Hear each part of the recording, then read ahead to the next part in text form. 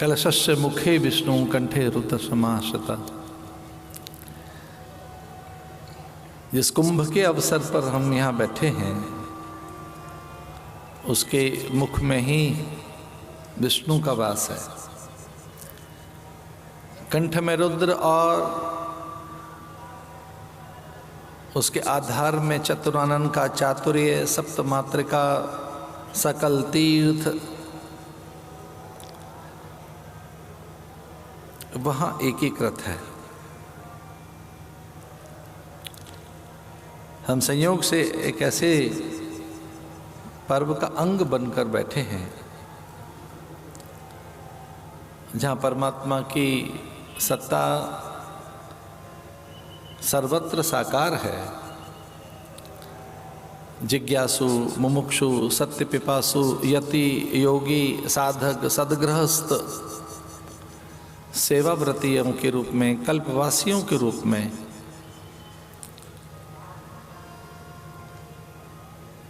हम एक ऐसे पवित्र परिवेश में हैं, एक ऐसे तीर्थ में हैं जहाँ सभी तीर्थ अब एकीकृत हैं। चार धाम, सप्तपुरी, 12 ज्योतिर्लिंग आदि यहाँ साकार रूप में है। गिरकंदराओं से निकल कर आने वाले अनेकों यति, योगी, तपपूत, सन्यासी, नागा सब यहाँ हैं। ये हमारा सद्भाग्य है और ये केवल पुण्य के कारण ही नहीं है, इसे भगवती अनुग्रह कहा जा सकता है।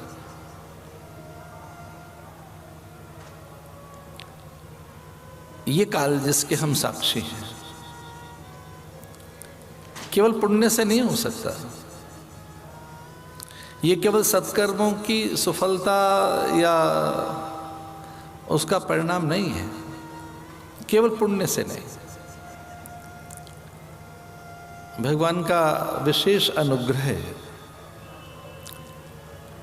उनकी कृपा के हम पात्र हैं। इसलिए जो यहाँ कुछ किंचित अनुशासन, संयम हम कर पा रहे हैं और इस कथा में भी जो अब हम बैठे हैं ये भगवान का विशेष अनुग्रह ही है। कुछ विशेष बड़ी भूमिका न बांधते हुए, ये कहते हुए कि ये जीवन अनंतता को अर्जित करने के लिए प्राप्त हुआ है।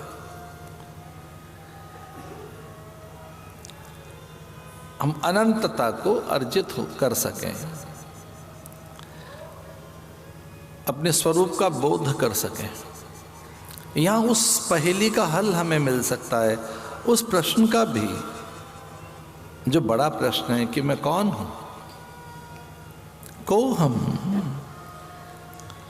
मैं कौन हूँ। इस प्रश्न का हल, इस प्रश्न का उत्तर, इस पहेली का हल यहाँ मिल सकता है, यहाँ समाधान प्राप्त हो सकता है। और बुद्धिमान सुजान मनुष्य वही है जो अपने चित्त का स्थायी समाधान कर ले, मन का।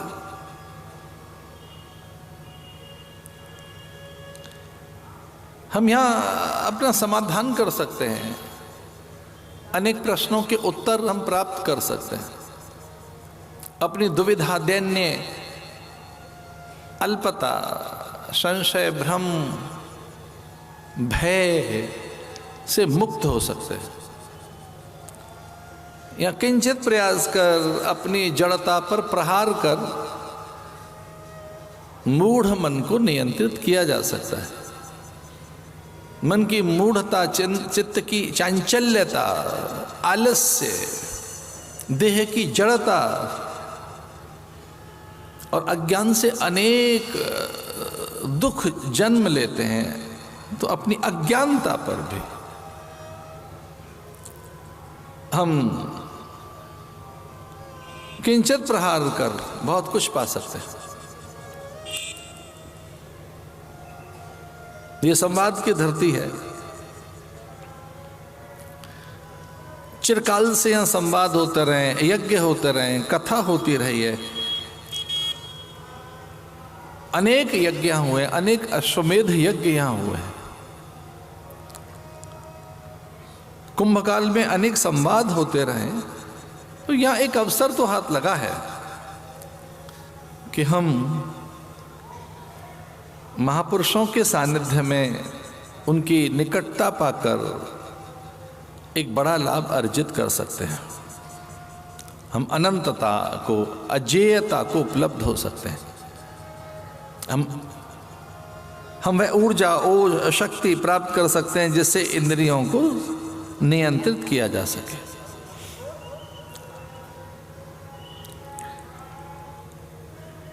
हम इस ढंग से अपनी बुद्धि का निर्माण कर सकते हैं कि वो ठीक निर्णय कर सके। हम ऐसी सामर्थ्य यहां से अर्जित कर सकते हैं कि हमारे मन में शुभ संकल्प पैदा हो, और वही मूल है जीवन की सिद्धि का। तन्मे मनः शुभ संकल्प मस्तु। कुछ थोड़ा सा ही प्रयास करना है, अधिक नहीं। हम मन को अनुशासित कर सकते हैं, शुभ संकल्पों से वे भावित हो सके, शुभ विचार उसमें जग सके।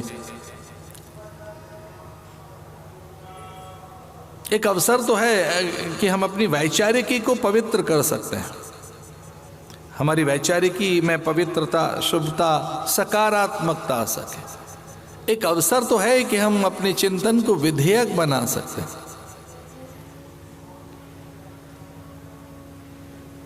और एक ऐसा चरित्र भी हम यहां गढ़ सकते हैं जो बहुत उन्नत हो, एक उन्नत चरित्र। हम संत सद्गुरुओं की, महापुरुषों की सन्निधि में सत्संग लाभ लेकर अपने भीतर पारमार्थिक प्रवृत्तियों को पैदा कर सकते हैं। आचरण की पारदर्शिता हमारे पास रहे, ऐसा यहां अभ्यास किया जा सकता है। एक ऐसा चिंतन हम में जो शुद्ध हो, पवित्र हो, जो हमें सहज रख सके, ऐसे यह चिंतन का अभ्यास किया जा सकता है। और ये सब श्रवण से होगा। तो धैर्य पूर्वक यहां सुनिए, सुनने का अभ्यास बनाइए। और वो पहला साधन भी है। कोई पहला साधन है तो बस सुनना ही है। भद्रम करने भी श्रुयाम देवा। भद्रता और पवित्रता के लिए, एक उस सामर्थ्य के लिए जिससे जो हे निंदनीय, त्याज्य, अग्राह्य, अमान्य, अपूज्य है, उससे आप अलग हो सके। कि ये हे है, निंदनीय है, त्याज्य है, अग्राह्य, अमान्य है, ये विचलित करता है। ये द्रव्य भाव, ऐसा व्यक्ति, वस्तु, पदार्थ। तो यहां आप श्रवण करके अपनी दिव्य भावनाओं को जगा सकते हैं। करुणा, मुदिता, मैत्री, उपेक्षा जैसी भावनाओं को यहां सिद्ध किया जा सकता है। श्रवण से आप अपनी करुणा जगा सकते हैं, उसमें विकास कर सकते हैं, जिससे परमात्मा रीझता है, जो उसका स्वाभाविक गुण है, करुणा। तो करुणा निधान है। अपने भीतर करुणा पैदा कर सकते हैं आप। मुदिता, इन पर चर्चा करेंगे। मैत्री, उपेक्षा, यहां श्रवण करने के बाद अपनी भावनाओं को पवित्र किया जा सकता है। कैसे देखें, कैसे सुने, क्या बोलें, कब बोलें, कैसे बोलें, भोर कैसी हो हमारी। आंख खुली है और प्रभात है, तो प्रभात की आरंभिक क्रियाएं क्या हो, प्रभात कैसा हो। हर दिन एक नया प्रभात, एक नई भोर, एक नया दिवस हमारे हाथ लगता है तो कुछ सुनकर एक मंगल प्रभात पैदा किया जा सकता है। जब भवन भास्कर की किरणें, उसकी अरुण किरणें, अरुण रश्मियां जब धरा को आकर वंदन करें तब वो दिवस कैसा हो, सुनकर तैयार किया जा सकता है। यद भद्रम तन्न आसुव, कुछ भद्रता, पवित्रता को संग्रहित किया जा सकता है।